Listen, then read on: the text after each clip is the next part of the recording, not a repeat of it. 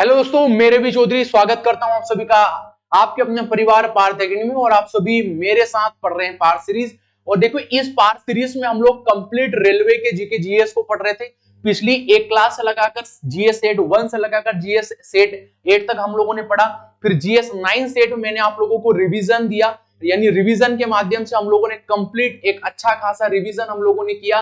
इसके बाद आज अब मैं आप लोगों को के लिए लेकर आया हूं, हम लोगों को यह भी समझना पड़ेगा, यदि हम लोग रेलवे के लिए कंप्लीट जीके जीएस का यहाँ पर सेट पढ़ रहे हैं हमारी इसी पार्ट सीरीज के अंदर, तो हम लोगों को ये जरूर समझना पड़ेगा किस तरीके से जीके सारांश में, यानी जो जीएस वाला पोर्शन है उसी जीएस वाले पोर्शन में किस प्रकार का पैटर्न हम लोगों को रेलवे या आपकी सीबीटी 1 में देखने को मिलेगा। तो आज की क्लास में आप लोग रेलवे का पूरा पैटर्न समझने वाले हैं, क्या चीजें हमें पढ़ना है, क्या चीजें छोड़ना है। बिल्कुल पहले वाला जो शिफ्ट हुआ था और ये जो शिफ्ट हमें देखने को मिली थी या आपकी 28, 12 और 2020 की पहली शिफ्ट का यहाँ पर पेपर लेके आया हूं। इसी शिफ्ट में आप लोगों को ये देखने को मिलेगा कि रेलवे के एनटीपीसी में सीबीटी 1 में किस प्रकार के प्रश्न आप लोगों को देखने को मिलते हैं। तो दोस्तों, यदि आप लोग चैनल पर पहली बार आए तो प्लीज चैनल को सब्सक्राइब एंड लाइक जरूर करिएगा। बिगर किसी देरी से हम लोग बढ़ेंगे आज की क्लास के पहले प्रश्न पर। और देखिएगा आज की क्लास का पहला प्रश्न क्या देखने को मिल रहा है। चलिएगा बढ़ेंगे आज की क्लास के पहले प्रश्न पर। और ये पीवाईक्यू में जब आपके रेलवे एनटीपीसी की हम लोगों को पहली ही शिफ्ट सीबीटी 1 की देखने को मिलती है, उसका पहला प्रश्न हम लोगों को यहाँ पर जो यहाँ पर देखने को मिलेगा। आप लोग ये भी याद रखिएगा कि रेलवे अपने पैटर्न के अनुसार चलता है। हमें पीवाईक्यू से ही लगभग हमारे रेलवे का 60 से 70% पेपर यहाँ पर जो देखने को मिलता है। लेकिन हाँ, याद रहे, इतना भी सिंपल पेपर आप लोगों को रेलवे एग्जाम में नहीं देखने को मिलेगा। हम लोग आज की क्लास में केवल रेलवे का पैटर्न इस बार समझने का प्रयास कर रहे हैं। चलिएगा देखिए, जो पहला प्रश्न आप लोगों को यहाँ पर दे के रखा था, आप लोगों को दिया था कि निम्नलिखित में से कौन सा राज्य पूर्वोत्तर भारत के 7 सिस्टर राज्यों का सदस्य नहीं है। तो आप सभी जानते हैं कौन कौन से भारत के पूर्वोत्तर राज्य पड़ते हैं। तो जवाब होगा, हम सबके पास में आप लोगों का अरुणाचल प्रदेश यहाँ पर हमें देखने को मिलता है। हम लोगों को यहाँ पर आसाम देखने को मिलता है, ये भी शामिल है। आसाम के बाद हम लोग यहाँ पर बात करेंगे कि मिजोरम भी हम लोगों को यहाँ पर देखने को मिलेगा। फिर इसके बाद हमारा होगा मेघालय दोस्तों। मेघालय के बाद हम लोग यहाँ पर आएंगे मणिपुर के बाद हम लोग यहाँ पर आएंगे नागालैंड। और नागालैंड के बाद हम लोग ये देखेंगे, हम लोग चर्चा करेंगे त्रिपुरा की।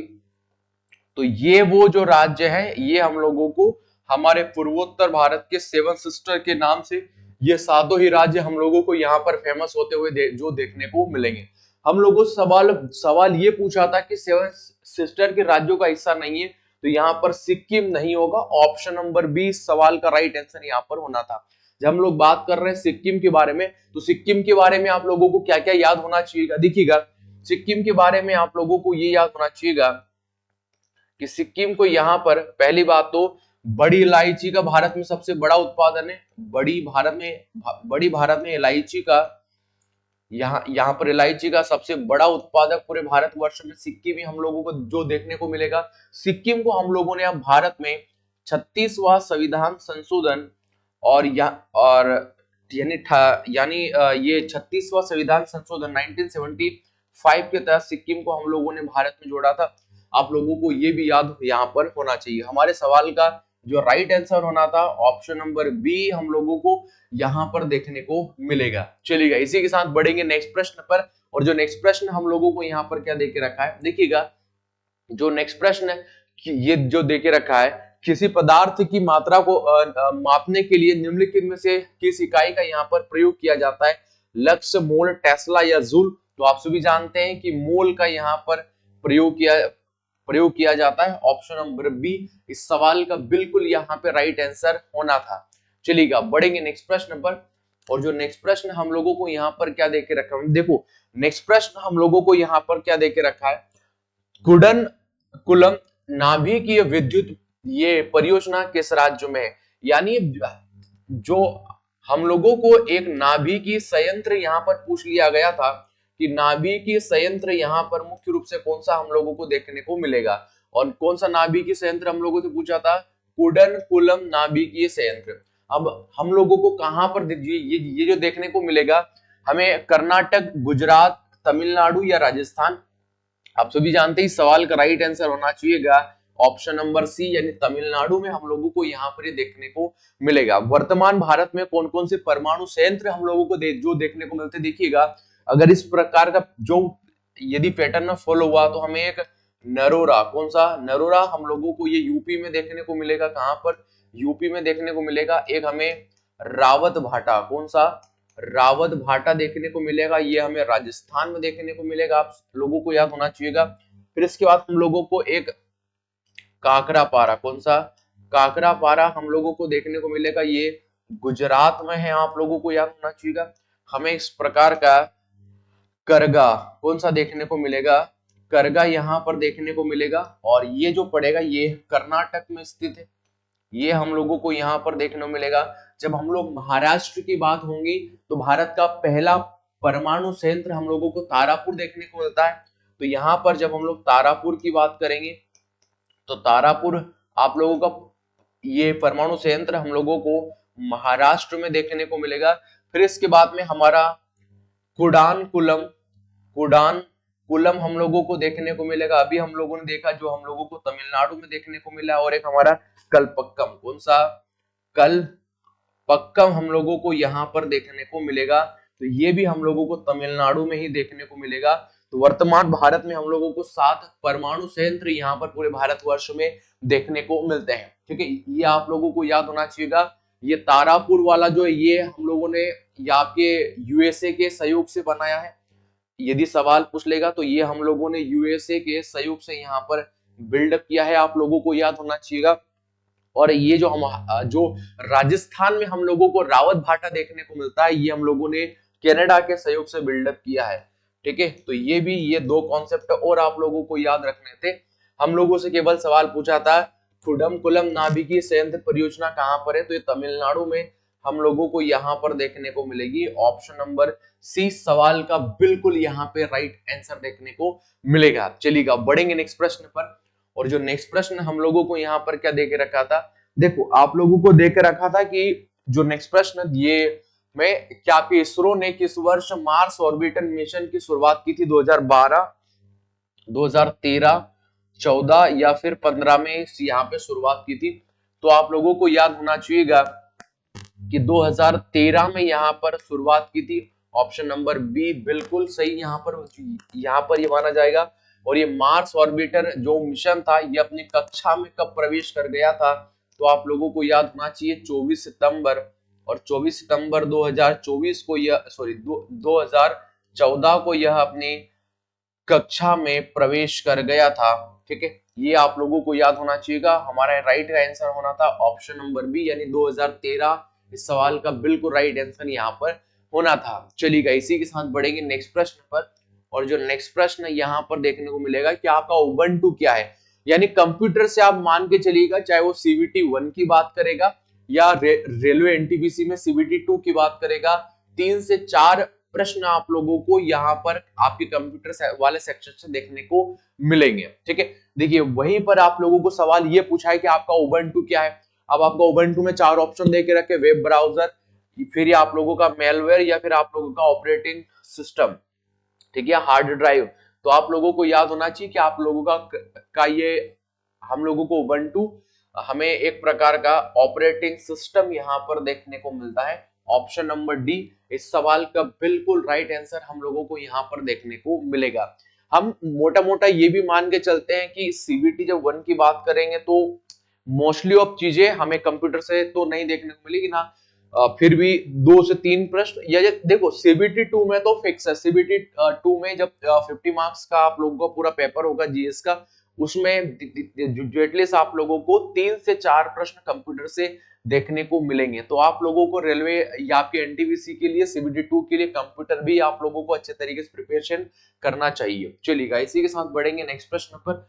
और जो नेक्स्ट प्रश्न हम लोगों को क्या देखने को मिलेगा, देखिएगा यहाँ पर देख रखा था सबरीमाला मंदिर कहाँ पर है। नो डाउट आप लोगों को याद तो होगा ही होगा सबरीमाला मंदिर कहाँ पर है। ये हम लोगों को केरल में यहाँ पर देखने को मिलेगा। ऑप्शन नंबर बी भगवान अयप्पा की यहाँ पर पूजा की जाती है। भगवान अयप्पा की यहाँ पर पूजा की जाती है, आप लोगों को याद होना चाहिएगा। और भगवान अयप्पा किस भगवान से संबंधित है? तो भगवान विष्णु के अवतार माने जाते हैं। भगवान विष्णु के यहाँ पर अवतार माने जाते हैं, आप लोगों को यहाँ पर याद होना चाहिएगा। ऑप्शन नंबर ए हमारे सवाल का बिल्कुल राइट आंसर होना था। चलिएगा इसी के साथ बढ़ेंगे नेक्स्ट प्रश्न पर। और जो नेक्स्ट प्रश्न आप लोगों को ये दे के रखा था, देखिएगा, निम्नलिखित में से कौन सा स्मारक दिल्ली में स्थित नहीं है? अब कौन सा स्मारक यहाँ पर दिल्ली में स्थित नहीं है? या आपका अलाई दरवाजा, बुलंद दरवाजा है, या आपका इंडिया गेट, या हुमायूं का मकबरा। आप सभी जानते हैं ये आपका अलाई ये जो दरवाजे का ये जो निर्माण था ये 1311 में के शासक के द्वारा किया गया था, अलाउद्दीन खिलजी के द्वारा। कौन सा शासक के द्वारा? तो जवाब होगा आप लोगों का यहाँ पर अलाउद्दीन खिलजी आया, इसके द्वारा इसका निर्माण यहाँ पर किया गया। आप लोगों को याद होना चाहिएगा बुलंद दरवाजा। अब बुलंद दरवाजा का निर्माण किस शासक के द्वारा पूरे भारतवर्ष में किया गया? तो आप लोगों को याद होना चाहिए जब यहाँ पर अकबर के द्वारा 1572 में गुजरात का अभियान चलाया था। कौन सा अभियान चलाया था उसने? गुजरात का अभियान चलाया। और जब अकबर द्वारा यह गुजरात का अभियान जीत लिया जाता है तो इस ये वाले अभियान की ये विजय के उपलक्ष्य में अकबर के द्वारा फतेहपुर सीकरी में, कहां पर दोस्तों? फतेहपुर सीकरी में। इसने फतेहपुर सीकरी में क्या किया था? आप लोगों को याद होना चाहिए इसी बुलंद दरवाजे का यहाँ पर निर्माण किया था, आप लोगों को याद होना चाहिएगा। और आप सभी जानते हैं कि ऑप्शन नंबर 3 हम लोगों को जो देखने को मिलेगा या आपका इंडिया गेट। तो आपका इंडिया गेट की स्थापना हम लोगों को 1921 में देखने को मिली। अब आप लोगों से ये यहाँ पर प्रश्न पूछ सकता है कि आपके इंडिया गेट में कौन से युद्ध में भाग लिए शहीदों का हम लोगों को नाम देखने को मिलेगा। यानी जब आप लोग इंडिया गेट में जाएंगे तो वहां पर हमारे भारतीय जवान जब शहीद हुए थे तो उनका नामांकन हम लोगों को देखने को मिलेगा।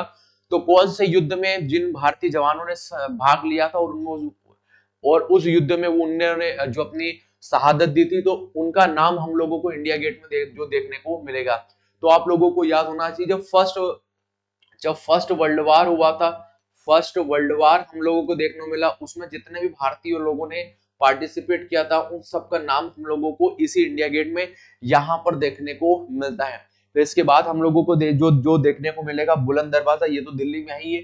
तो कौन सा देखने को नहीं मिलेगा? तो ऑप्शन नंबर बी नहीं देखने को मिलेगा, क्योंकि ये फतेहपुर सीकरी में हम लोगों को बुलंद दरवाजा यहाँ पर देखने को मिलता है। चलिएगा इसी के साथ बढ़ेंगे नेक्स्ट प्रश्न पर।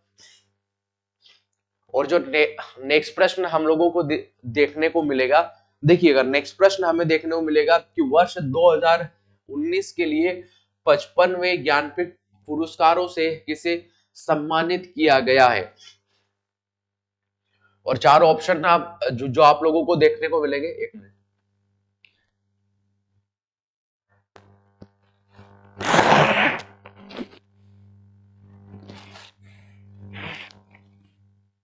देखिएगा 4 ऑप्शन आप लोगों को जो यहाँ पर जो देखने को मिलेगी, कृष्णा, सोमती, एल, या आपका अच्युतन नंबूदरी, चित्रा मुदगल, या शोभा नारायण।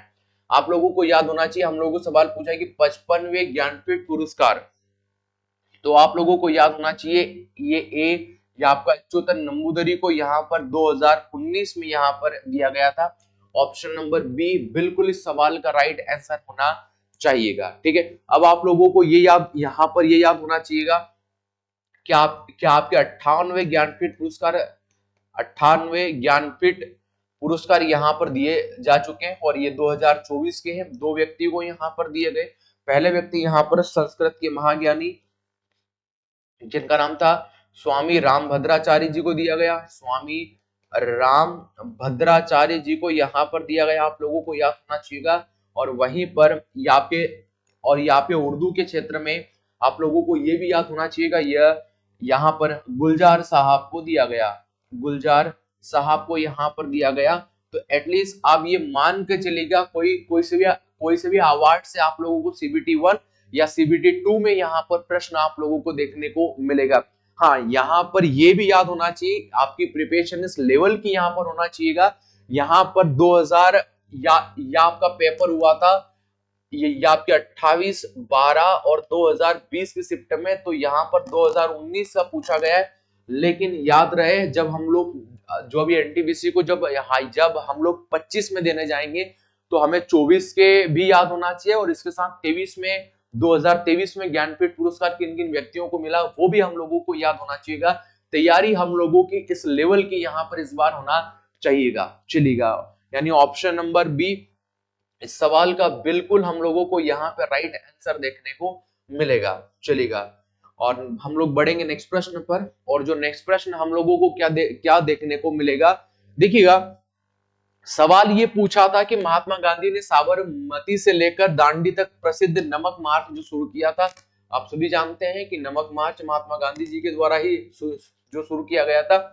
अब प्रश्न यहाँ पर ये देखने को मिलेगा, ये जो दांडी नामक है, ये दांडी गुजरात के किस राज्य में हम लोगों को यहाँ पर देखने को मिलता है।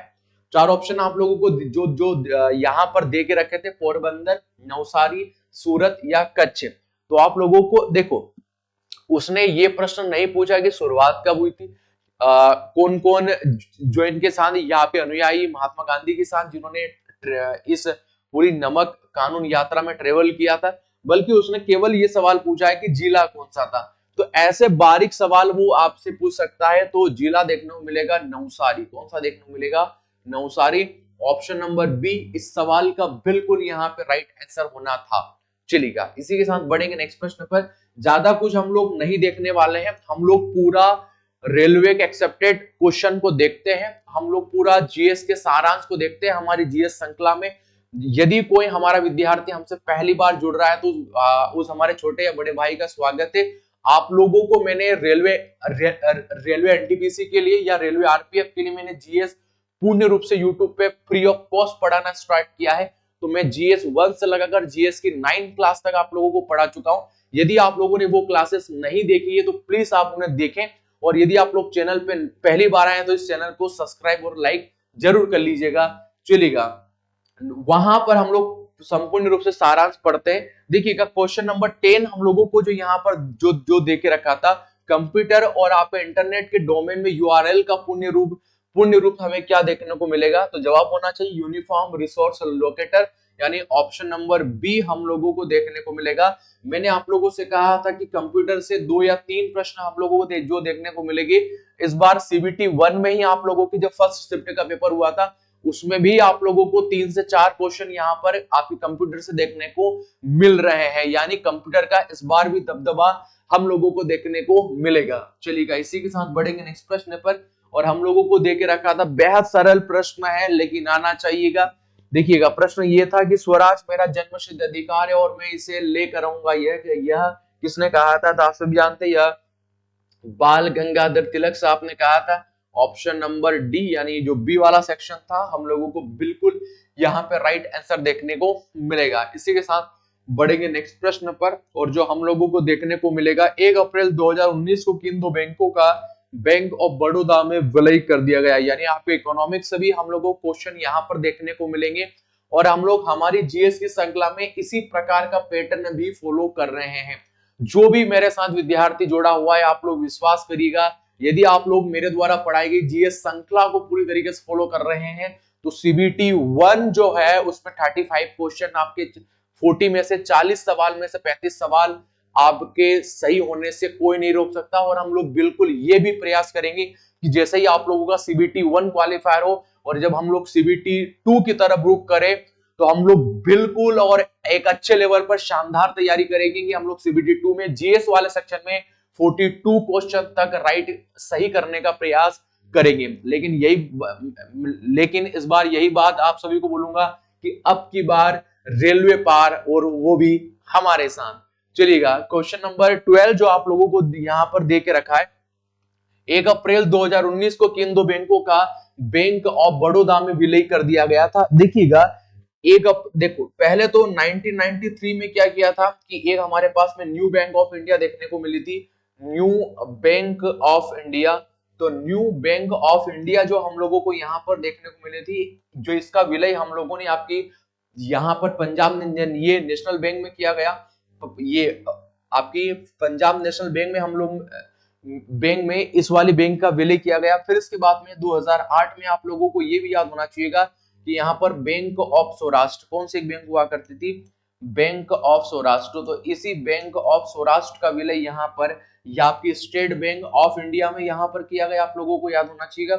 इसके बाद 2018 में यह प्रस्ताव किया गया, लेकिन ये कब पूर्णतः विलय कब किया गया था, तो 1 अप्रैल 2019 को यहाँ पर किया गया। हमारे पास में एक विजया बैंक, कौन सी, यहाँ पर एक विजया बैंक, और विजया बैंक के साथ हम लोगों को यहाँ पर एक देना बैंक, कौन सी बैंक, देना बैंक। इन दोनों बैंकों का विलय कहां पर कर दिया गया, तो आप लोगों को याद होना चाहिए कि बैंक ऑफ बड़ौदा में, कहां पर, बैंक ऑफ बड़ौदा में यहां पर विलय कर दिया गया, आप लोगों को याद होना चाहिए। फिर इसके बाद में 2019 में ही आप लोगों को यहाँ पर एक सिंडिकेट बैंक का विलय एक केनरा बैंक में यहाँ पर किया गया। तो ये भी आप लोगों को यहाँ पर कुछ की पॉइंट याद होना चाहिएगा। हम लोगों से सवाल पूछा था कि इन दो बैंकों का विलय बैंक ऑफ बड़ौदा में किया गया है, तो आप सभी जानते हैं कि हमारे पास में कौन कौन सी बैंक होगी, विजया बैंक और देना बैंक। ऑप्शन नंबर सी बिल्कुल इस सवाल का राइट आंसर हम लोगों को यहाँ पर देखने को मिला था। चलिएगा इसी के साथ बढ़ेंगे नेक्स्ट प्रश्न पर, और जो नेक्स्ट प्रश्न हम लोगों को देखने को मिलेगा कि निम्नलिखित में से कौन सहजीवी संबंध को दर्शाता है। ठीक है, कौन सहजीवी संबंध को यहाँ पर जो दर्शाता है। देखिएगा चार ऑप्शन देके रखो, ये जो देखने को मिले थे, काई, यूलोथिक्स, फ्लूनेरिया या जल पित्तिया। तो ये ऑप्शन नंबर ए ही सवाल का बिल्कुल हमें सही आंसर देखने को मिलेगा, काई। और यदि कोई विद्यार्थी पहली बार हम लोगों से जुड़ा है, तो आप सभी जानते हैं कि आप लोगों के रेलवे एनटीपीसी में भी योगदान रहेगा। साइंस के कुछ प्रश्न आप लोगों को यहाँ पर जो देखने को मिलेंगे। यदि कोई विद्यार्थी रेलवे ग्रुप डी के लिए अपनी साइंस को तगड़ी करना चाहता है, वो ये चाहता है कि जो आप लोगों का रेलवे ग्रुप डी में आप सभी जानते हैं 25 मार्क्स का आप लोगों को जीके वाला सेक्शन देखने को मिलेगा, और आपके ग्रुप डी में आपको 25 मार्क्स का साइंस भी देखने को मिलेगा। आप चाहते हैं कि आपके साइंस में एक भी प्रश्न गलत ना हो, बिल्कुल आप साइंस वाले सेक्शन में पूरे नंबर प्राप्त यदि करना चाहते हैं, तो आप सभी जानते हैं कि science wizard by Arun sir अपने ही YouTube channel Parth academy science पढ़ाते हैं। मुझे नहीं लगता कि यानी यादव सर से अच्छे साइंस अभी इस पूरे क्षेत्र में कोई पढ़ा रहा होगा। यदि आप लोगों को साइंस पढ़ना है, पूर्ण रूप से पढ़ना है, तो आप यादव सर की यहाँ पे क्लास पढ़ सकते हैं। ठीक है, मैं आप लोगों को विश्वास दिलाता हूं, आपके सीबीटी 1 हो गया रेलवे का, सीबीटी 2 या फिर ग्रुप डी हो गया, जहां जहां भी साइंस पूछा जाएगा, साइंस के यदि यादव सर ने पढ़ा दिया, उससे बाहर आप लोगों को कुछ भी नहीं देखने को मिलेगा। आप विश्वास करिएगा, इतनी दमदार और इतनी सटीक साइंस पढ़ाते हैं अरुण सर। चलिएगा बढ़ेंगे नेक्स्ट प्रश्न पर, और जो नेक्स्ट प्रश्न आप लोगों को यहां पर देखने को मिलेगा, नेक्स्ट प्रश्न आप लोगों को देखने को मिलेगा क्वेश्चन नंबर 14, जो हम लोगों को देखने को मिलेगा, भारत में केंद्रीय आलू या आप लोगों का अनुसंधान केंद्र कहां पर देखने को मिलेगा। अब आप लोगों का सभी रिसर्च सेंटर आप लोगों को याद होना चाहिए। चावल रिसर्च सेंटर कहां पर है, आलू रिसर्च सेंटर, जो ये सेंटर कहां पर देखने को मिलेगा। अब हमें कहां पर देखने को मिलेगा, तो आप सभी जानते हैं कि शिमला में हम लोगों को देखने को मिलेगा। जब हम लोग बात करेंगे भारत में, हम लोग चावल अनुसंधान कहां पर देखने को मिलेगा, तो कटक में हम लोगों को देखने को मिलेगा, आप लोगों को याद होना चाहिएगा। और वहीं पर ये सवाल पूछ लेगा कि विश्व चावल अनुसंधान केंद्र, विश्व चावल अनुसंधान केंद्र आप लोगों को कहां पर देखने को मिलेगा, तो आप सभी को याद होना चाहिएगा, विश्व चावल रिसर्च सेंटर। ठीक है, कहां पर देखने को मिलेगा, तो आप लोगों को याद होना चाहिएगा कि हम लोगों को ये फिलीपींस कहां पर देखने को मिलेगा, कि फिलीपींस में हम लोगों को यह देखने को मिलेगा। फिलीपींस में हम लोगों को, और फिलीपींस कैपिटल हम लोगों को मनीला में मुख्यतः यह विश्व चावल अनुसंधान केंद्र यहां पर देखने को मिलता है। ठीक है, ये आप लोगों को याद होना चाहिए। बाकी रिसर्च सेंटर हम लोग अच्छे तरीके से हमारी इस जीएस वाली क्लास में पढ़ने वाले हैं। चलिएगा बढ़ेंगे नेक्स्ट प्रश्न पर, और जो नेक्स्ट प्रश्न हम लोगों को जो देखने को मिलेगा, निम्नलिखित में कौन सा देश बिम्स्टेक का सदस्य नहीं है। ठीक है, तो कौन सा एक हमें संगठन जो दे के रखा है बिम्स्टेक, इसका कौन सा सदस्य हम लोगों को देखने को नहीं मिलेगा। तो देखिएगा नेपाल, भूटान या मालदीव।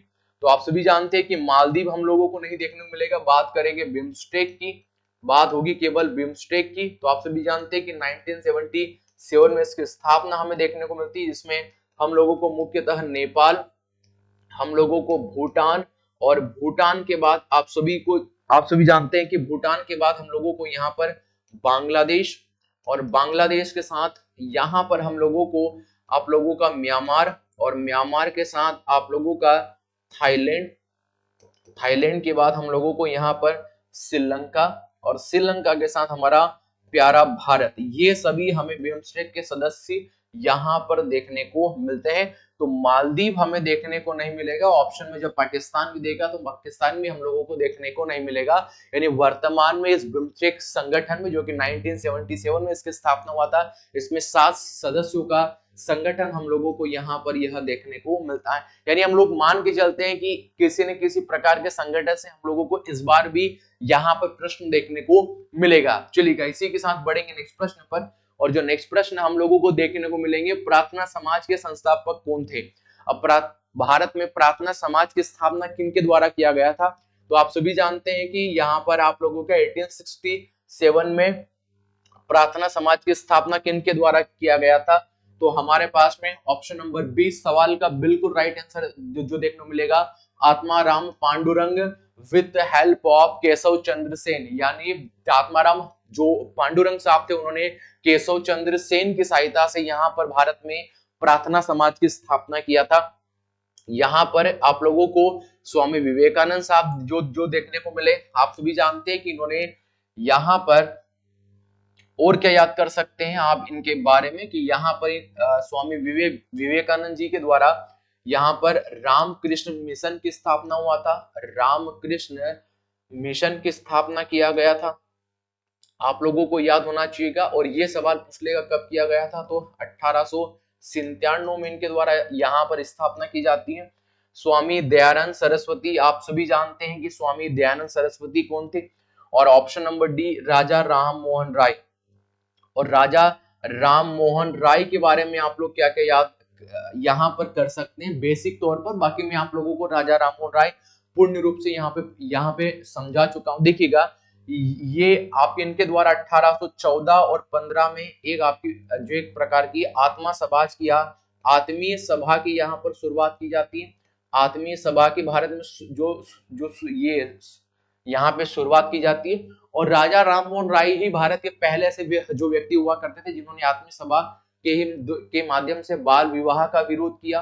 बाल विवाह का विरोध किया इन्होंने भारत में, सती प्रथा का विरोध किया, और इनके द्वारा ही भारत में बाल विवाह और सती प्रथा के बाद यहाँ पर आप लोगों को याद होना चाहिएगा कि बाल विवाह सती प्रथा के बाद यहाँ पर बहु विवाह का यहाँ पर विरोध किया गया। तो ये राजा राममोहन राय साहब के द्वारा किया गया था। और राजा राममोहन राय का नाम तो केवल राम मोहन राय हुआ करता था। राजा इनको प्राप्त एक यहाँ पर उपाधि हम लोगों को देखने को मिलेगी। तो यह उपाधि अकबर द्वितीय के द्वारा दी गई थी। किसके द्वारा? अकबर द्वितीय के द्वारा यह उपाधि यहाँ पर दी गई थी, आप लोगों को याद होना चाहिएगा।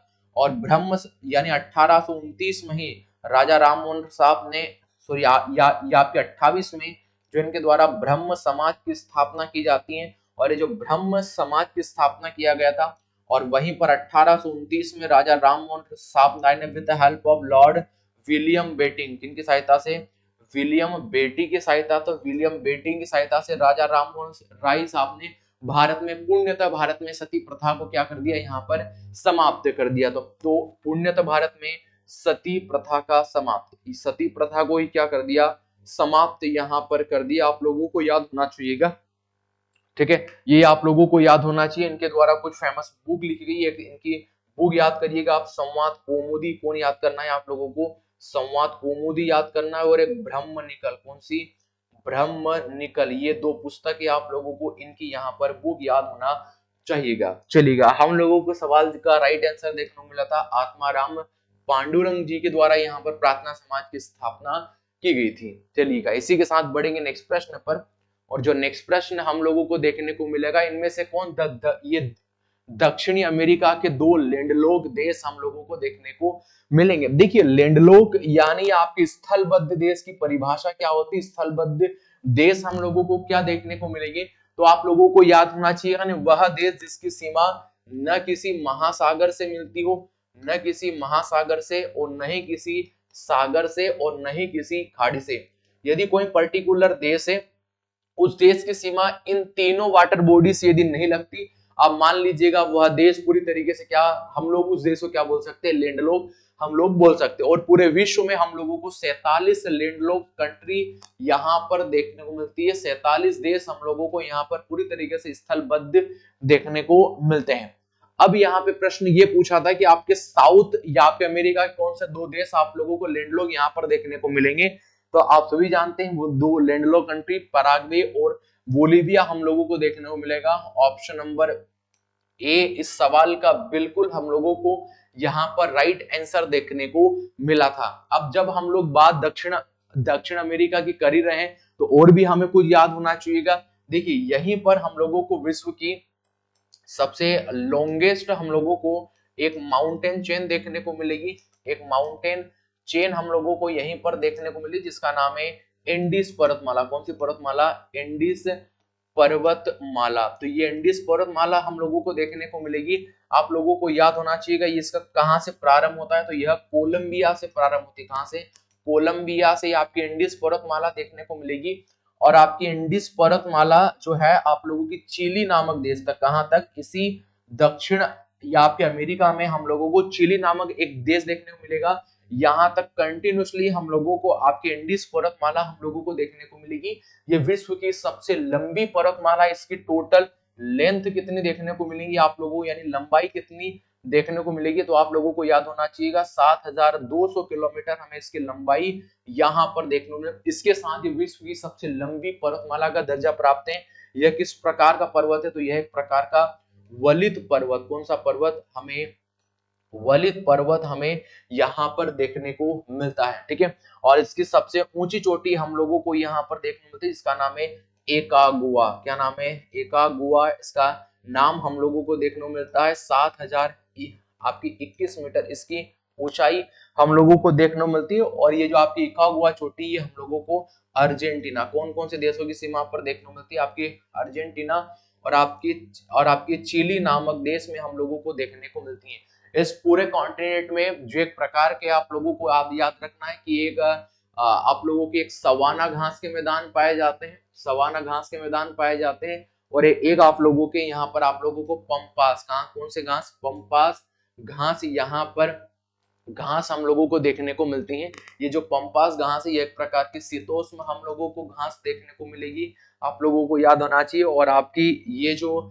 सवाना घास है हमें एक उष्ण घास यहाँ पर देखने को मिलेगी। और इस पंपास घास के ये मैदान के बीचों बीच हमें अल्फा अल्फा एक घास देखने को मिलती है। अल्फा अल्फा हमें एक घास देखने को मिलती है जो जानवरों के लिए खाने के लिए बेहद यूजफुल होती है। और यह मुख्यतः हम लोगों को अर्जेंटीना में यहाँ पर देखने को मिलती है। आप लोगों को याद होना चाहिएगा। ठीक है, और इस पूरे कॉन्टिनेंट का सबसे बड़ा जो देश देखने को मिला था वो हम लोगों को ब्राजील यहाँ पर देखने को मिलेगा। हाँ, आप लोगों को ये भी याद जो होना चाहिए इस कॉन्टिनेंट में जितने भी देश देखने को मिलते हैं यानी दक्षिण अमेरिका में जितने भी हम लोगों को देश देखने को मिलते हैं उनकी सबकी सीमा ब्राजील के साथ लगती है। लेकिन दो ही ऐसे देश है जिनकी सीमा ब्राजील के साथ हम लोगों को लगती हुई नहीं देखने को मिली। कौन कौन से वो देश है? तो आप लोगों को याद करना है। एक तो आप लोगों का इक्वाडोर, इस देश की सीमा ब्राजील के साथ नहीं लगती है। और एक आपकी जो सीमा है वो आपकी चिली, इन दोनों की सीमा ब्राजील से नहीं लगती। बाकी इस देश में जितने भी कंट्री है सबकी सीमा ब्राजील के साथ यहाँ पर लगती है। आप लोगों को यहाँ पर याद होना चाहिएगा। चलेगा, और देखिएगा यहाँ पर एक और कंट्री देखने को मिलेगा जिसका नाम है उरुग्वे। कौन सी? उरुग्वे। यहाँ पे उरुग्वे देश हम लोगों को इसी कॉन्टिनेंट में देखने को मिलेगा। यहाँ पर यहाँ पर क्या हुआ था आप लोगों को याद होना चाहिएगा। तो आपके 1933 में एक यहाँ पर बैठक होती है और इसकी कैपिटल मेंटावीडियो, कहाँ पर? मेंटावीडियो में इसकी हम लोगों को या आपके 1933 में एक बैठक देखने को मिली। और इस बैठक में क्या हुआ था? तो किसी भी देश की परिभाषा को यहीं पर पहली बार बनाया गया था। यानी एक देश की परिभाषा क्या हो सकती है? तो वो जो परिभाषा सबसे पहले यहाँ पे 1933 में यहाँ पे उरुग्वे की कैपिटल मोंटेवीडियो में हम लोगों को यहीं पर देखने को मिली थी। हम लोग पूरा पढ़ेंगे इसको अच्छे से। दक्षिण अमेरिका कौन से दो देश लैंडलॉक्ड देखने को मिलते हैं? तो आपके पराग्वे और आपके बोलिविया। यही सवाल का बिल्कुल हम लोगों को यहाँ पे राइट आंसर देखने को मिलेगा। चलिएगा, इसी के साथ बढ़ेंगे नेक्स्ट प्रश्न पर। और जो नेक्स्ट प्रश्न हमें देखने को मिले था कि विश्व पर्यावरण दिवस 2020 के लिए संयुक्त राष्ट्र द्वारा घोषित थीम का क्या नाम था? और जब भी आप लोग इस बार करंट अफेयर को तैयार किया जाएगा आपके माध्यम से, तो आप लोगों को जो भी दिवस यहाँ पे दिया जाएगा उसकी थीम आप लोगों को याद करना है। अब दिवस यहाँ पर ज्यादा इंपॉर्टेंट नहीं होते, दिवस की जो थीम है वो ज्यादा एग्जामिनर आजकल पूछने का प्रयास करता है। तो ये विश्व पर्यावरण दिवस 2020 के लिए संयुक्त राष्ट्र अमेरिका द्वारा घोषित थीम क्या थी? तो ये जैव विविधता। कौन सी थीम थी? जैव विविधता हम लोगों को यहाँ पर देखने को मिलते हैं। ऑप्शन नंबर बी इस सवाल का बिल्कुल राइट आंसर हम लोगों को देखने को मिला था। चलिएगा, इसी के साथ बढ़ेंगे नेक्स्ट प्रश्न पर। और जो हम लोगों को देखने को मिला था, किस भारतीय राज्य की मुख्य भूमि की तटरेखा सबसे लंबी है? तो सबसे लॉन्गेस्ट तटरेखा किस राज्य की हम लोगों को यहां पर देखने को मिलेगी?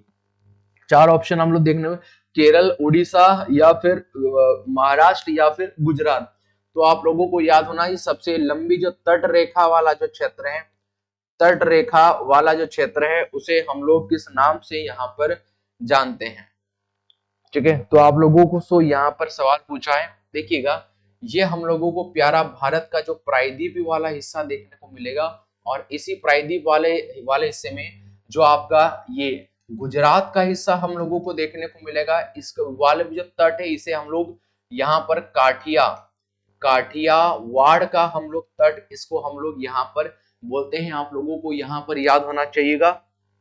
और फिर इसके बाद में हम लोगों को गुजरात राज्य की सीमा, ये जो गुजरात राज्य हम लोगों को देखने को मिलेगा, इस राज्य की सीमा हम लोगों को सर्वाधिक तट रेखा में यहाँ पर सबसे लंबी देखने को मिलती है। 1214 किलोमीटर की टोटल हम लोगों को इसकी सीमा यहाँ पर देखने को मिलती है। सेकंड नंबर पर जो आकर खड़ा हो जाता है यहाँ पर, पहले नंबर पर गुजरात हम लोगों को देखने को मिलेगा। और गुजरात के बाद हम लोगों को क्या देखने को मिलेगा? आप लोगों को याद होना चाहिएगा, गुजरात के बाद हम लोगों को आंध्र प्रदेश की सीमा देखने को मिलेगी। यह 973 किलोमीटर देखने को मिलेगी। इसके बाद हमारे पास में तमिलनाडु का स्थान आता है। तो तमिलनाडु की सीमा हम लोगों को, आप लोगों को याद होना चाहिएगा कि 906 किलोमीटर की देखने को मिलेगी। और इसके बाद में जो फोर्थ नंबर पर आता है वो महाराष्ट्र का स्थान आता है। कौन से राज्य का? महाराष्ट्र का स्थान आता है। और महाराष्ट्र की सीमा हमें 654 किलोमीटर यहीं पर देखने को मिलती है। तो ये प्रमुख तटरेखा हम लोगों को यहाँ पर देखने को मिली थी। ठीक है, ऑप्शन नंबर डी इस सवाल का बिल्कुल राइट आंसर यहाँ पर होना था। चलिएगा, इसी के साथ बढ़ेंगे नेक्स्ट प्रश्न पर। और जो नेक्स्ट प्रश्न हम लोगों को यहाँ पर क्या देखने को मिला था कि भारत की संसद द्वारा पर्यावरण या आपका अधिनियम किस वर्ष पारित किया गया था? तो पर्यावरण संरक्षण जी अधिनियम आप सभी जानते हैं कि 1986 में सबसे पहले पारित किया गया था। यानी ऑप्शन नंबर डी इस सवाल का बिल्कुल राइट आंसर हम लोगों को यहां पर देखने को मिलेगा। चलिएगा, इसी के साथ बढ़ेंगे नेक्स्ट प्रश्न पर। और जो नेक्स्ट प्रश्न हम लोगों को क्या देखने को मिलेगा, निम्नलिखित में किस माध्यम से ध्वनि नहीं जा सकती? तो ध्वनि कहां से नहीं जा सकती? ये आपके स्पास से, फिर आपके वैक्यूम ये निर्वात से, वायु से, दूध से, या फिर आप सभी जानते हैं कि ऑप्शन नंबर बी सही होगा क्योंकि निर्वात से ध्वनि गमन नहीं कर सकती। ऑप्शन नंबर बी इस सवाल का बिल्कुल राइट आंसर यहाँ पर देखने को मिलेगा। ठीक है, मैं फिर आप लोगों को बोलना चाहूंगा, यदि आप लोगों को साइंस पढ़ना है, जीएस तो मैं पढ़ा ही रहा हूं, यदि आप लोगों को साइंस पढ़ना है, आप सभी जानते हैं कि यादव सर साइंस पढ़ा रहे हैं। अभी जो साइंस का जो पैटर्न फॉलो हो रहा है, यानी अरुण सर उसी साइंस के पैटर्न को फॉलो यहाँ पर कर रहे हैं। उनकी क्लास आप लोगों को 8 बजे यहाँ पर देखने को मिलती है। मैंने कहा है पहले भी, यदि आप लोगों ने उनसे साइंस पढ़ लिया तो फिर दोबारा से आपको किसी से साइंस पढ़ने की यहाँ पर आवश्यकता नहीं है, इतनी जबरदस्त वो साइंस पढ़ाते हैं। चलिएगा, इसी के साथ जो बढ़ेंगे नेक्स्ट प्रश्न पर। और जो क्वेश्चन नंबर हमें 22 यहाँ पर देखने को मिलेगा। क्वेश्चन नंबर 22 हमें क्या देखने को मिलेगा? खेलो इंडिया यूथ गेम्स 2020 किस शहर में आयोजित किए गए थे? तो खेलो इंडिया गेम्स हम लोगों से 2020 के हम लोगों से यहाँ पे पूछ लिया था, इस बार ये पैटर्न फॉलो कर लेगा कि 2000 राष्ट्रमंडल खेल सीधा उठाकर पूछ लेगा कि 37वें राष्ट्रमंडल क्या खेल खेल कहां पर हुए, इस प्रकार से। तो ये कहां पर देखने को मिले थे, ये गुवाहाटी में देखने को मिले। देखिएगा जब ये यूथ गेम्स की बात होती है, जो भारत में यूथ गेम्स की यहाँ पर बात होगी, तो यूथ गेम्स की जब यहाँ पर बात होगी तो आप लोगों को याद होना चाहिए 2020 में कहां पर हुए थे। तो 2020 में हम लोगों को गुवाहाटी में कहां पर देखने को मिले थे, ये गुवाहाटी में जो देखने को मिले थे 2021-22 में या 21 में हम लोगों को ये पंचकुला, कहां पर, पंचकुला में देखने को मिले थे। इसके बाद 2022 में हमें ये मध्य प्रदेश में यहाँ पर देखने को मिलते हैं, आप लोगों को याद होना चाहिएगा। और जब भारत में राष्ट्रीय खेलों की बात होगी तो भारत में प्रमुख राष्ट्रीय खेल हम लोगों को यहाँ पर देखने को मिलेंगे।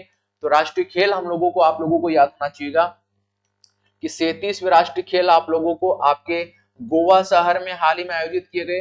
फिर आपके 38वें राष्ट्रीय खेल आप लोगों के या आपके उत्तराखंड में हम लोगों को देखने को मिलेंगे। और इसके बाद में फिर आपके 39वें नंबर के आप लोगों को याद होना चाहिए कि आपके राष्ट्रीय खेल हम लोगों को मेघालय में यहाँ पर देखने को मिलते हैं। तो ये मुख्य रूप से आप लोगों को देखने को मिलेंगे। और जब भारत में यूनिवर्सिटी गेम्स होंगी, यानी प्रमुख रूप से विश्वविद्यालय गेम्स की बात होगी, जब आपके यूनिवर्सिटी गेम्स की बात होगी तो सबसे पहले हम लोगों को आपके उड़ीसा में देखने को मिलेंगे। आपके उड़ीसा के बाद हम लोगों को यह सेकंड नंबर पर बेंगलोर शहर में आयोजित होते हुए जो देखने को मिले।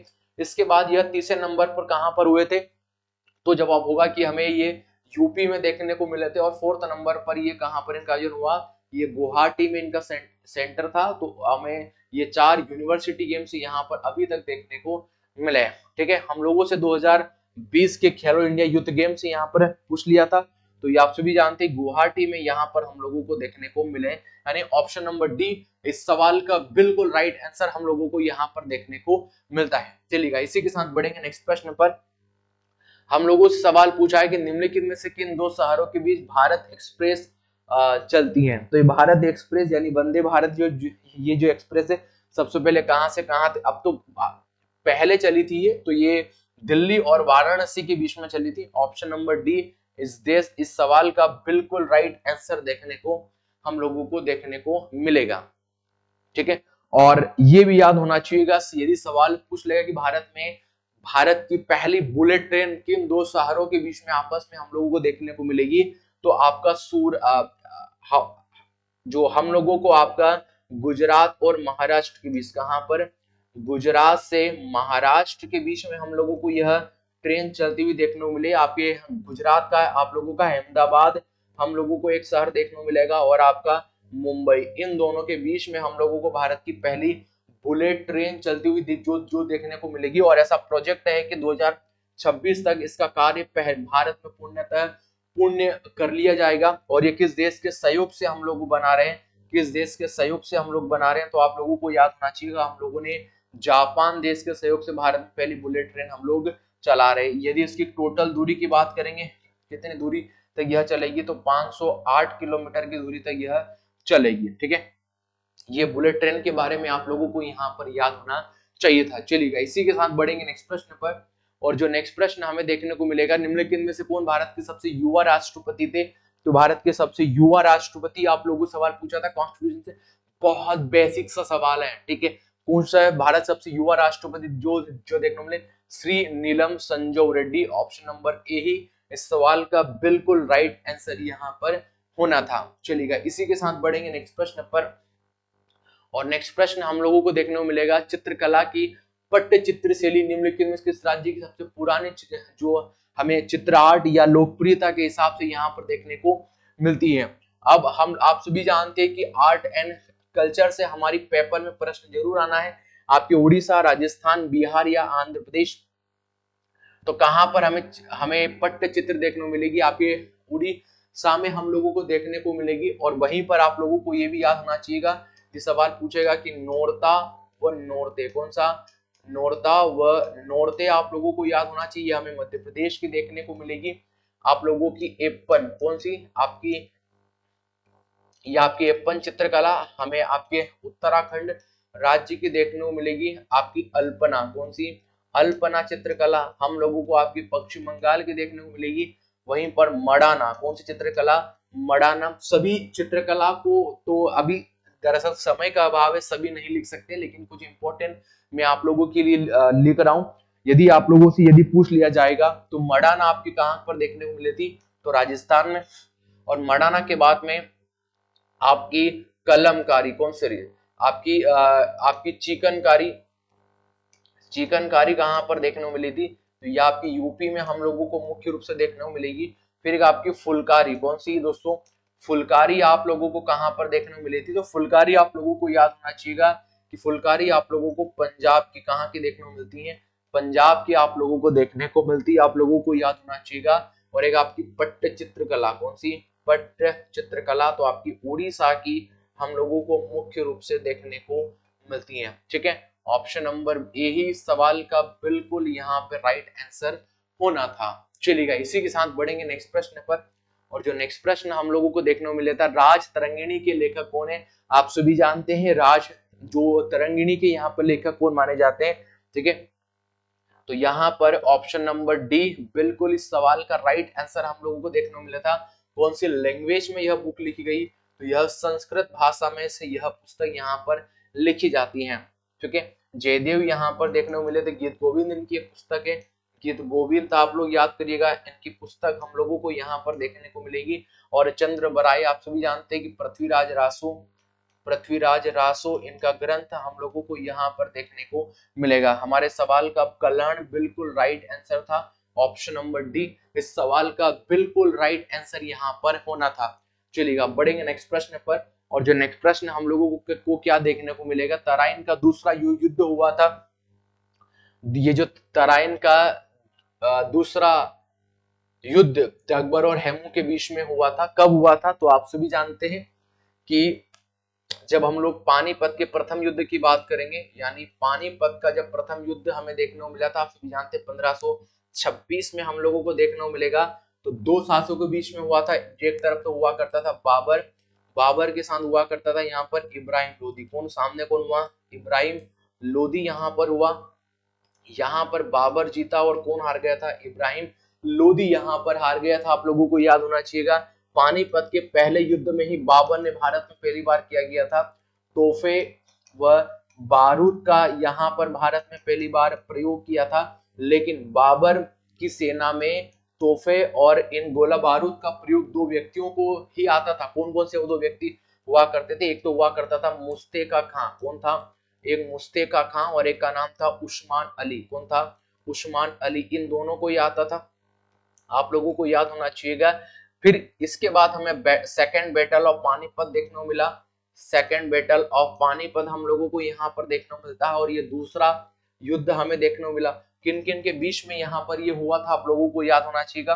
एक तरफ हुआ करता था यहाँ पर जगबर, और जगबर के बाद यहाँ पर हुआ हेमू, यानी इसी हेमू को हम लोग हेमचंद्र बोलते हैं। लेकिन जगबर की जो समय जो आयु इतनी ज्यादा नहीं थी, केवल 9 से 10 वर्ष हुआ करता था। लेकिन जगबर की सेना का जो नेतृत्व यहाँ पर किया था, वो बेरम खां के द्वारा किया, किस शासक के द्वारा, इसका सेनापति हुआ करता था बेरम खां के द्वारा इसी युद्ध का नेतृत्व किया गया। यानी मुख्य तौर पर यदि हम वास्तविक तौर पर ये देखें तो ये सेकंड बैटल ऑफ पानीपत हमें बेरम खां और बेरम खां के बाद हमें हेमू के ही बीच में यहाँ पर युद्ध देखने को मिलेगा। यहाँ पर हेमू के द्वारा जगबर की पूरी सेना को समाप्त कर दिया, लेकिन फिर भी एक अंत में एक तीर आकर हेमू की आंख में लगता है, हेमू घायल होता है। ऐसा कहा जाता है कि इसके बाद फिर इसकी सेना ने जो मैदान छोड़ दिए थे यह हार जाता है। जगबर की सेना का ये जो नेतृत्व किया था बेरम खान ने, यह इस युद्ध को यहाँ पर जीत जाता है। ठीक है, हेमू यानी हेमचंद्र जो इतने महान शासक हुआ करते थे कि अपने समय काल में इन्होंने 24 युद्ध किए थे, इसमें से 22 युद्ध में यह जीतते हैं। ठीक है, इतने युद्ध इन्होंने जीते थे, 24 युद्ध इनके द्वारा लड़े गए, इसमें से 22 युद्ध हेमू के द्वारा यहाँ पर जीते गए थे। हमारे सवाल का बिल्कुल राइट आंसर देखने को मिलेगा 1556 में सेकंड बैटल ऑफ पानीपत हम लोगों को देखने को यहाँ पर मिला था। चलिएगा, इसी के साथ बढ़ेंगे नेक्स्ट प्रश्न पर। और जो नेक्स्ट प्रश्न हम लोगों को देखने को मिलेगा, निम्नलिखित में से कौन सा देश संयुक्त राष्ट्र सुरक्षा परिषद का स्थायी सदस्य नहीं है। यानी यूएनओ का, आप सभी जानते हैं कि यूएनओ की स्थापना कब हुआ था, तो आप सभी जानेंगे 24 अक्टूबर 1945 में यूएनओ की स्थापना होती है। और जो इसका कौन सा स्थायी सदस्य नहीं देखने को मिलेगा? चीन हमें बिल्कुल यहाँ पर देखने को मिलेगा, हमें यूके यूनाइटेड किंगडम यहाँ पर देखने को मिलेगा, आप लोगों को याद होना चाहिए। इसके बाद फ्रांस हम लोगों को यहाँ पर देखने को मिलेगा, यूएसए, और यूएसए के बाद में आपका रूस हमें देखने को मिलेगा, लेकिन जापान यहाँ पर नहीं देखने को मिलेगा। 5 ही स्थायी सदस्य हम लोगों को यहाँ पर देखने को मिलते हैं। ठीक है, चलिएगा इसी के साथ बढ़ेंगे नेक्स्ट प्रश्न पर। और जो नेक्स्ट प्रश्न हम लोगों को यहाँ पर क्या देखने को मिला था, बेहद सरल प्रश्न है, नो डाउट। लोकसभा के सदस्यों की अधिकतम संख्या कितनी है? जो कितनी है, तो 552 यहाँ पर अधिकतम संख्याएं हो सकती हैं, आप लोगों को याद रखना है। कॉन्स्टिट्यूशन का सवाल था, बेहद सरल प्रश्न है। और इसी के साथ बढ़ेंगे नेक्स्ट प्रश्न पर। और जो प्रश्न आप लोगों को देख रहे हो, किस सिख गुरु ने खालसा पंथ की स्थापना किया था? तो खालसा पंथ की स्थापना किस ये गुरु के द्वारा किया? श्री गुरु नानक देव जी, श्री गुरु हरगोविंद जी, श्री गुरु तेग बहादुर या श्री गुरु गोविंद सिंह जी के द्वारा यहाँ पर किया गया है। तो ऑप्शन नंबर डी बिल्कुल इस सवाल का राइट आंसर हम लोगों को यहाँ पर देखने को मिला। श्री गुरु गोविंद सिंह जी के द्वारा इसकी स्थापना यहाँ पर की जाती है। ऑप्शन नंबर डी सवाल का बिल्कुल राइट आंसर देखने को मिलेगा। तो 1699 में इन्होंने खालसा पंथ की स्थापना किया था, आप लोगों को याद होना चाहिए। और इसी खालसा पंथ का आगे चलकर जो नेतृत्व किया था, जो नेतृत्व देखने को मिला था, वो हमें बंदा बहादुर, किसके द्वारा? बंदा बहादुर के द्वारा यह नेतृत्व किया गया, आप लोगों को याद होना चाहिए। और बंदा बहादुर किस मुगल शासक ने मारा था? तो एक फारूक शेर, कौन सा? फारूक शेर एक मुगल शासक हुआ करता था, उसके द्वारा बंदा बहादुर को यहाँ पर मारा गया था। और ये कब मारा गया था? तो 1716 में यहाँ पर मारा गया था। ठीक है, तो सिख गुरु गोविंद सिंह जी के द्वारा खालसा पंथ की स्थापना 1699 में यहाँ पर की जाती है। चलिएगा इसी के साथ बढ़ेंगे नेक्स्ट प्रश्न पर। और जो नेक्स्ट प्रश्न हमें क्या देखने को मिले था, सुकन्या समृद्धि योजना क्या है? ठीक है, ये सुकन्या, ये जो समृद्धि योजना है, हमें क्या देखने को मिली थी? तो इसमें बालिकाओं के एक लघु जमा, एक रुपया राशि हम लोग, जो जमा राशि हम लोग जो जो कर रहे हैं। तो ऑप्शन नंबर सी सवाल का बिल्कुल राइट आंसर होना था, लघु जमा योजना। कुछ लघु रुपए हम लोग पैसे जमा कर रहे हैं सुकन्या समृद्धि योजना के अंतर्गत। चलिएगा नेक्स्ट प्रश्न हमें देखने को मिला था, हमें सवाल देके रखा था कि जो कंप्यूटर के किस भाग को उसका मस्तिष्क कहा जाता है? आप सभी जानते हैं, आपके कंट्रोल प्रोसेसिंग यूनिट यानी सीपीयू को यहाँ पर कहा जाता है। ऑप्शन नंबर सी इस सवाल का बिल्कुल यहाँ पे राइट आंसर देखने को मिला था। हम लोगों ने आप लोगों को ये समझाया किस तरीके के पैटर्न आप लोगों को देखने को मिलेंगे, किस प्रकार के प्रश्न आपकी रेलवे एनटीपीसी में इस बार सीबीटी 1 में आप लोगों को देखने को मिलेंगे। मैंने इन लोगों का डिटेल सॉल्यूशन नहीं किया है, अभी मैं आप लोगों को क्लियर कर रहा हूं। ठीक है, और इसके बाद वाला जो प्रश्न देखने को मिलेगा, निम्नलिखित में से कौन सा डीआरडीओ द्वारा विकसित एक मल्टी बैरल रॉकेट है? तो कौन सा हारी ने, डीआरडीओ ने उस समय पर विकसित किया था? तो पीना का, कौन सा किया था? पीना का यहाँ पर विकसित किया था, आप लोगों को यहाँ पर याद होना चाहिएगा। ठीक है, चलिएगा ये जो यानी विज्ञान और प्रौद्योगिकी से भी यदि हम लोग बात कर रहे हैं, यदि हम लोग इसको ज्योग्राफी में काउंट यदि हम लोग आपके विज्ञान और प्रौद्योगिकी को कर रहे हैं, यानी साइंस और टेक को कर रहे हैं, तो 1 से 2 प्रश्न हम लोगों को रिलेवेंट हम लोग मान सकते हैं कि सीबीटी 1 या सीबीटी 2 में हम लोगों को विज्ञान और प्रौद्योगिकी से यहाँ पे प्रश्न देखने को मिलेंगे। नो डाउट देखो प्रश्न देखने को मिल रहे हैं, और आगे भी रेलवे इसी प्रकार के पैटर्न पर सवाल पूछने वाला है। तो हम सबके लिए विज्ञान और प्रौद्योगिकी भी पढ़ना यहाँ पर एक अच्छा टॉपिक माना जा सकता है, वो टॉपिक भी हम लोगों को इसी क्लास में यहाँ पर पढ़ना है। ठीक है, चलिएगा नेक्स्ट प्रश्न हमें क्या देखने को मिलेगा, निम्नलिखित में कौन सा दर्रा श्रीनगर और लेह को जोड़ता है? तो श्रीनगर और लेह को कौन सा दर्रा यहाँ पर जोड़ता है? जोजिल्ला दर्रा, बारालाचा दर्रा, नाथुल्ला दर्रा या जेलेपला दर्रा? तो ऑप्शन नंबर ए इस सवाल का बिल्कुल राइट आंसर होगा, यानी जोजिल्ला दर्रा इनको आपस में जोड़ने का प्रयास करता है। ठीक है, आप लोगों को याद होना चाहिएगा।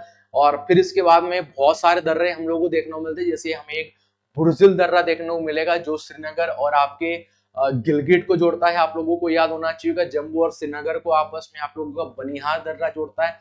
बहुत सारे दर्रे हम लोगों को जम्मू कश्मीर में देखने को मिलेंगे, लेकिन हम लोगों को सवाल ये पूछा था श्रीनगर और लेह को जोड़ता है, तो जोजिल्ला दर्रा यहाँ पर जोड़ता है। ऑप्शन नंबर ए इस सवाल का बिल्कुल राइट आंसर हम लोगों को देखने को मिलेगा। चलिएगा बढ़ेंगे नेक्स्ट प्रश्न पर, और हम लोगों को देखने को मिलेगा कि आपके इंटरनेशनल कोर्ट ऑफ जस्टिस का हेडक्वार्टर कहाँ पर स्थित है। ठीक है, तो ये भी आपके यूएनओ का ही एक भाग देखने को मिलता है। हमें मुख्यतः उसी संयुक्त राष्ट्र संघ के 6 भाग देखने को मिलते हैं, उसी 6 भाग में से एक भाग हमें ये भी देखने को मिलता है। तो आप सभी जानते हैं इसका मुख्यालय कहाँ पर देखने को मिलेगा, तो द हेग में इसका मुख्यालय है। ऑप्शन नंबर डी सवाल का बिल्कुल यहाँ पे राइट आंसर होना था। चलिएगा इसके साथ नेक्स्ट प्रश्न मैं आप सबके लिए होमवर्क में दे रहा हूं। ये प्रश्न क्वेश्चन नंबर 36 था। 36 से इस वाले पेपर में हम लोगों को देखने को मिले थे। लेकिन हाँ देखो, पहले सीबीटी 1 में आप लोगों को 40 मार्क्स का जीके देखने को मिलेगा, इसके बाद 30 मार्क्स का आपको मैथ्स और 30 मार्क्स का आप लोगों को रीजनिंग यहाँ पर देखने को मिलेगी। लेकिन जीएस ये फिक्स नहीं है कि जीएस 40 नंबर का आएगा, हो सकता है 37 नंबर का आ जाए या हो सकता है 36 नंबर का आ जाए। तो 36 से 37 क्वेश्चन इस वाले पेपर में हम लोगों को देखने को मिलेंगे। तो इस प्रकार का पैटर्न देखने को हम लोगों को मिलता है। ये सवाल जो क्वेश्चन नंबर 36 में आप लोगों के लिए छोड़ के जा रहा हूँ, इस सवाल का सभी को कमेंट बॉक्स में आप सभी को जवाब देना है। और मैं फिर बोल रहा हूँ, यदि आप लोगों को यदि आप लोगों को रेलवे के लिए सीबीटी 1 और सीबीटी 2 और आपके आरपीएफ के लिए यदि जीएस यदि आपको पढ़ना है, तो हम लोग आप सभी जानते हैं कि 4 बजे से हम लोग हमारे जीएस पार्थ सीरीज की श्रृंखला को हम लोग पढ़ रहे हैं। और इससे पहले हम लोग उसमें 9 कंप्लीट सेट यहाँ पर पढ़ चुके हैं। यदि आप लोगों ने उनको नहीं देखे तो हम लोगों ने चैनल पे प्लेलिस्ट बनाई गई है, वहां पर जाकर आप संपूर्ण पार सीरीज के नाम से या रेलवे सेट के नाम से मैंने एक प्लेलिस्ट बनाई है, वहां पर जाकर आप इनको पढ़ सकते हैं। ठीक है दोस्तों, आज क्लास में इतना ही। हम लोग मिलेंगे नेक्स्ट वीडियो में। आप सभी का धन्यवाद।